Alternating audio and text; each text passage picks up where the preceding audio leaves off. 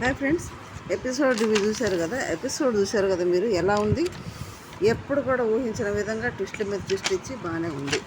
కానీ ఇక్కడ మనం అనుకోవాల్సింది ఏంటంటే శ్రీజ నామినేట్ చేయటమే తేడా ఉంది. ఎందుకంటే శ్రీజ తెలుసు తను అనవసరం బయటకు వెళ్తుందని తెలుసు, ఓట్లు తనకు ఉన్నాయని తెలుసు. అంతకు అంత డేరుగా బయటకు వెళ్ళింది, పిల్ల అవుతుంది, పిల్ల వెళ్ళింది.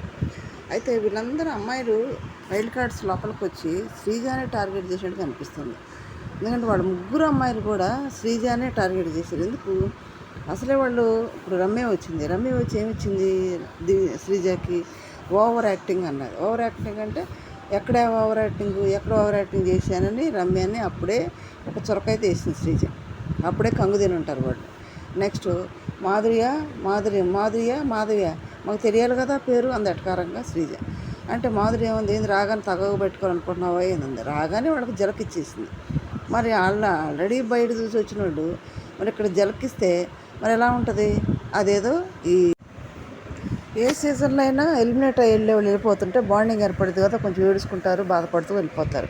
వాళ్ళు వెళ్ళినా కూడా మేము అలా ఉన్నాం ఇలా ఉన్నాం అని కొంచెం బాధపడేవాళ్ళు, ఏడ్చేవాడు, చాలాసేపు వరకు కొంచెం స్తబ్దుగానే ఉండేవాడు. ఈసారి ఏంటో శ్రీజ ఏడకుండా వెళ్ళిపోయిన ధైర్యంగా లోపల కూడా బాగున్నారు. మరి కళ్యాణ్ అంత ఏడ్చాడు, ఎక్కులు పెట్టి. మరి ఇక్కడ అవసరం వస్తే తలను కూడా తరవలేదు, కూర్చొని ఒక ఏడుపు సగ్గు లేదు. మామూలుగా ఎవరిపాటికి వాళ్ళు పనులు చేసుకున్నారు ఇచ్చాడు కదా కళ్యాణ్. మరి ఇక్కడ ఏంటి ఆడలేదు అసలు. డెమోన్ బయటే ఫ్రెండ్ అంట, మరి డెమోన్ కూడా తెలుసుకోలేదు. వెళ్ళిందని అనుకుంటున్నారా ఏంది? కళ్యాణ్ అయితే బలబ్బాయి ఏడ్చినట్టు ఏమి నటించాడు. మీరేమంటారు ఫ్రెండ్స్? నిజమైన ఏడిపోయినది. ఈ రివ్యూలో మాట్లాడదాం. మరి శ్రీజ వెళ్ళటానికి కారణం అనేది కూడా మాట్లాడదాం. ఫస్ట్ మన ఛానల్ సబ్స్క్రైబ్ చేయండి, లైక్ చేయండి, షేర్ చేయండి. బ్రీఫ్గా మాట్లాడుకుందాం. ఇప్పుడు ఫస్ట్ అందరూ వచ్చారు. ఇక వేరే చెత్త అంతా మనకొద్దు, పచ్చళ్ళు తెచ్చారు, ఇవన్నీ మనకొద్దు. పచ్చళ్ళ మీద పేర్లు రాసుకొని వచ్చింది. భరణి గారికి ఏమో సేఫ్ గేమర్ అని, అది మనం అనుకున్నదే. సేఫే ఆడుతున్నారు, బాండింగ్ పెట్టుకుని ఆడుతున్నారు అనేది అందరూ తెలిసిన విషయమే. అది తను బయట చూసింది కాబట్టి చెప్పింది. దీని గురించి లైవ్లో డిస్కస్ చేసింది, అది కూడా మాట్లాడదాం.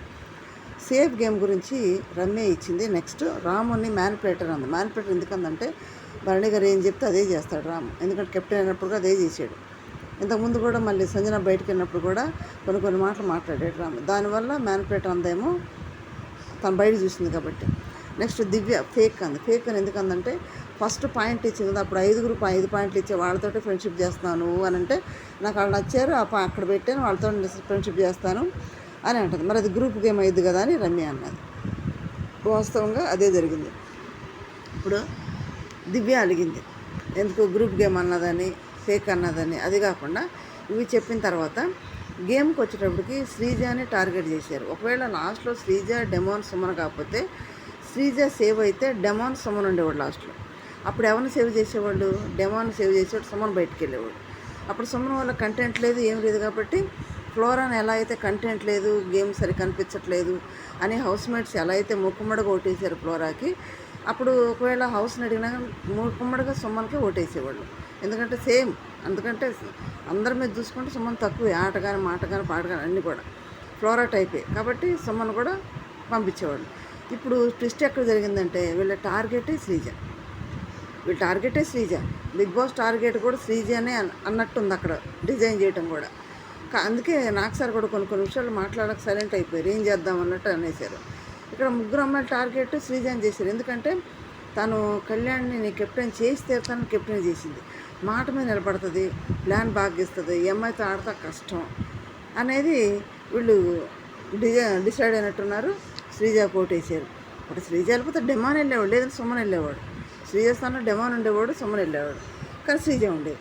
ఇక్కడ శ్రీజ అయితే కొంచెం ఆ నోరే ఫస్ట్ 3 వారాలు ఎలా అయితే జరిగిందో 2-3 వారాల్లో అదే వాళ్ళ మనసులో ఉండిపోయింది. దాన్నే దృష్టిలో పెట్టుకొని ఇప్పుడు శ్రీజాని బయటకు జరిగింది. మరి మారింది కదా, ఆట గేమ్ చేంజ్ చేసుకుంది కదంటే అది పక్కన పెట్టేశారు. ముందు ఏం జరిగిందో అదే తీసుకున్నారు, దాన్ని బట్టి శ్రీజాని బయటికి పంపించారు. ఇప్పుడు వరకు చూసుకుంటే ఓటింగ్ ముందుగా పంపించారంటే ఫేక్ అవుతుంది, కానీ వాళ్ళు డిజైన్ ఎట్లా చేసుకోవడం మనకు తెలియదు కదా. అందుకే శ్రీజ కూడా చాలా ధైర్యంగా నవ్వుతూ వెళ్ళింది, ఫుల్లాగా వెళ్ళింది కాబట్టి ఫుల్లాగే ఉండాలి బయట కూడా.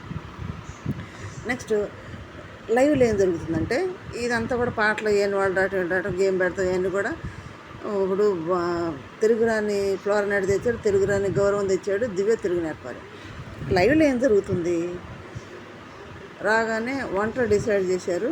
దివ్యాన్ని పక్కన పడేసి వంట మాధురి చేస్తా అన్నది. మాధురికి 4 అసిస్టెంట్లు, ఎవరో రాము, డెమాన్ మంచి పని చేస్తాడు, అసిస్టెంట్లు పెట్టారు.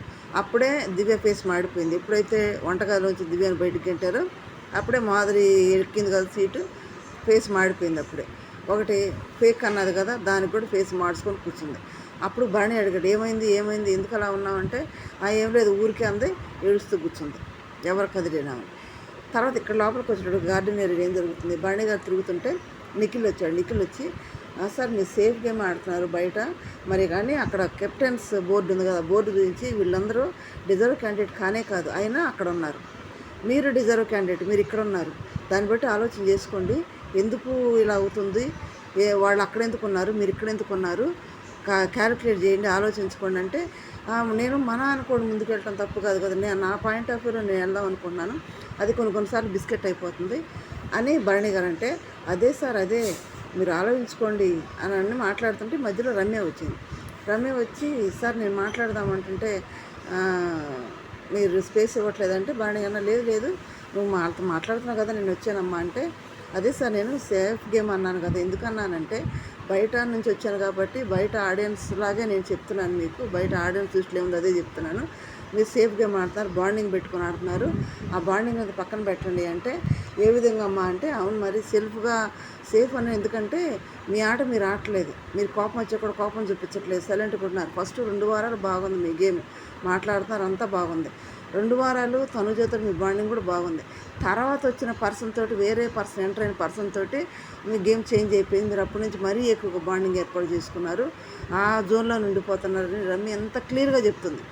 తర్వాత ఫస్ట్ నుంచి 2 వారాలు ఎవరున్నారు, తనుజ ఉంది, అప్పుడు అంత తనుజ మీ బాండింగ్ బాగుంది. తర్వాత వచ్చింది ఎవరు, దివ్య వచ్చిన దగ్గర నుంచి మీ బాండింగ్ మారిపోతుందంటే, ఇప్పుడు ఏదేమో చెప్తున్నాడో నాకు బాధలో ఉన్నాను, నేను బాధలో ఉన్నప్పుడు నాకంటూ ఒక ఓదార్పు కోరుకుంటాను, నేను ఎదుటివాళ్ళకి ఇచ్చిన రెస్పెక్ట్ ఓదార్పు నాకు దొరకట్లేదు కాబట్టి నాకు ఒక సడన్గా వచ్చి దివ్య ఒక ఓదార్పు అనేది దొరికేటప్పటికి ఆడ కనెక్ట్ అయిపోయాను నేను, అందువల్ల నేను అక్కడే ఉంటున్నాను, అది తప్ప అని అంటే, అది తప్ప మీరు నేను తెలుసుకోండి సార్, బయట ఇలా ఉంది నేను చెప్పాను, అది మార్చుకోండి మీరు అంటే, భరణి గారు ఇంకా అర్థం చేసుకోడే, దివ్య వచ్చినాక వాస్తవానికి భరణి గారి స్టేజ్ మారింది, భరణి గారి ఆలోచన మారింది. అక్కడ లోపల కూడా రమ్య అని అంటే రీతు తనుజ ఉన్నారు, భరణి గారు మారారు దివ్య వచ్చినాకంటే, అవును మారారు నేను అంటున్నాను కదా అంటే తనుజ, వాస్తవానికి దివ్య వచ్చినాకే భరణి గారు ఆట మారింది. భరణి చుట్టూ తిరగటం, భరణి కాడ దివ్య కాడ కూర్చోవటం, దివ్య వంట చేస్తాం ఎదురు నిలబడటం, దివ్య హెల్ప్ చేయండి అని అంటాం, దివ్య హెల్ప్ చేయటం, దివ్యతో మాట్లాడటం, దివ్య క్యాపిల్స్ పోసి పెడతాం, ఇవే చేస్తున్నాడు తప్పితే గేమ్లో అగ్రెసివ్నెస్ కానీ మాట్లాడటం లేదు. మరి ఫస్ట్ వారాలు తనుజతో ఉన్నాడు కదా, మరి గేమ్ బాగా ఆడాడు కదా, ఇప్పుడు టెనెన్స్లో ఉన్నా భరణి గారు ఏంటి టెనెన్స్లో ఉన్న టెనెన్స్ లాగా ఆడాను, ఓనర్స్లో ఉన్న ఓనర్స్ లాగా ఆడాను అంటున్నాడు, కరెక్టే ఆడాడు, కానీ అప్పుడున్న అగ్రెసివ్నెస్ కానీ అప్పుడున్న కోపం కానీ లేదు, అదే రవి చెప్పేది, అప్పుడున్న కోపం ఇప్పుడు లేదు, మీరు కోపం వచ్చినా కోపట్లేదు, అనిగిపోతున్నారు, ఎందుకు అనిగిపోతున్నారు అంటే దివ్య అనగొట్టేస్తుంది అతని కోపం బయటికి రానికుండా, అందువల్ల రమ్య అంత క్లియర్గా చెప్తుంది, బయట ఆడియన్స్గా నేను ఇచ్చాను సార్, బయట చూసి వచ్చాను నేను ఆడియన్స్ అనుకోండి, నేనే చెప్తాను అనుకోండి, మీరు అర్థం చేసుకోండి అని మాట్లాడుతుండగా ఆయేష మధ్యలో వచ్చేసింది. మధ్యలో వచ్చి తందూరు మాట్లాడేటప్పటికి రమ్య కోపం వచ్చి రమ్య అక్కడి నుంచి వెళ్ళిపోయింది. లోపలికి వెళ్ళి తనుజ రీతు కూర్చొని ఉంటే డైనింగ్ టేబుల్ దగ్గర అక్కడికి వెళ్ళిపోయి కూర్చుంది. మాట్లాడుతుంటే ఒక డిస్కస్ జరుగుతున్నప్పుడు మధ్యలో వచ్చి మాట్లాడటం నాకు నచ్చదు, ఇష్టం ఉండదు అని అంటే, ఇప్పుడు శ్రీజ పాత్ర ఆయేష పోషిస్తుంది అనమాట, ఎందుకంటే శ్రీజ కూడా అట్లా మాట్లాడేది కదా, శ్రీజ లాగే ఆయేష మాట్లాడుతుంది ఇక్కడ, ఎట్లా రమ్య బండి వాళ్ళు మాట్లాడడం మధ్యలో ఆయేష మాట్లాడటం రమ్యకు నచ్చలేదు, అది ఒక డిస్కస్ జరుగుతుంది, దాంట్లో మధ్యలో పోయి మాట్లాడటం ఏంటి అనేది కోపం వచ్చింది. అక్కడ అంటే ఎవరు అని అంటే ఆయేష వచ్చేసింది, నేను బండి గారితో మాట్లాడుతుంటే డీప్ డిస్కషన్లో ఉన్నాం మేము, మధ్యలో వచ్చి మాట్లాడేస్తుంది, అది కరెక్ట్ కాదు, ఎందుకు మాట్లాడుతుంది అనేది గట్టిగానే అంటుంది, అక్కడే మొదలైంది వాళ్ళకు డిస్కషన్లో. ఇట్లా ఇంత ఓపెన్గా చెప్తున్నా బండి గారు అర్థం చేసుకోకపోతే, లైవ్లో చాలాసేపు డిస్కస్ జరిగింది, చాలాసేపు నిఖిల్ రమ్య చాలాసేపు చెప్పారు, ఇంకా మార్చుకోకపోతే బండి గారిని ఎవ్వరేం చేయలేదు, లైవ్లో ఎంతసేపు జరిగిందో. అక్కడ రోటీలు చేస్తుంది మాధురి, రోటీలు చేస్తూ ఉంటే రాము డెమోన్ అందరూ హెల్ప్ చేస్తున్నారు, అందరు 4 అసిస్టెంట్లు ఇచ్చారు, బాగా హెల్ప్ చేస్తున్నారు, బాగానే వండుకుంటున్నారు. అప్పటి వరకు అయింది, ఇక్కడ దివ్య తలిగింది, మరి దివ్యనే బండి గారు ఏమైంది ఓదారుస్తున్నారు లైవ్లో, ఈ జరిగింది ఓవరాల్గా బ్రీఫ్గా అని చెప్తాను, ఓవరాల్గా జరిగింది. బండి గారికి అయితే మాత్రం క్షుణ్ణంగా చెప్పారు వాళ్ళు, మరి ఇని తన ఆట మార్చుకుంటే బాగుంటుంది. మీరేమంటారు? చిన్న కామెంట్ చేయండి, లైక్ చేయండి, షేర్ చేసి సబ్స్క్రైబ్ చేయండి. Thank you.